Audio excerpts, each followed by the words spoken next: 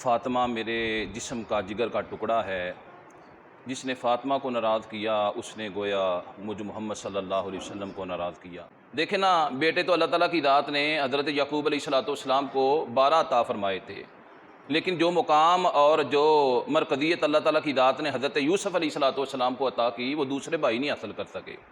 اسی طرح جو مقام چاروں بیٹیوں کے اندر سے اللہ نے حضرت فاطمہ کو عطا کیا ہے وہ دوسری بیٹیاں حاصل نہیں کر سکی ہیں۔ اللہ کے نبی صلی اللہ علیہ وسلم نے زمین کے اندر 4 لائنیں کھینچی، 4 خطوط کھینچے اور صحابہ سے سوال کیا، ما تدرون، تم جانتے ہو یہ کیا ہے؟ صحابہ نے آگے سے جواب دیا، اللہ و رسولہ اعلم، اللہ اس کا رسول بہتر جانتا ہے۔ تو اللہ کے رسول نے فرمایا، سیدۃ نساء اہل الجنہ، جنت کی جو 4 مین خواتین ہوں گی نا، جن کو جنت کے اندر بلند ترین مقام، اونچا ترین مقام عطا کیا جائے گا، ان 4 لکیروں سے مراد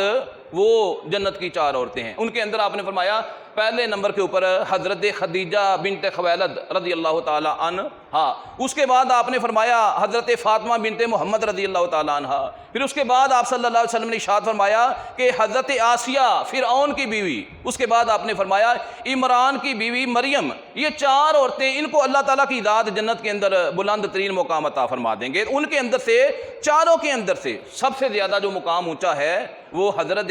فاطمہ الزہرا رضی اللہ تعالی عنہا کا۔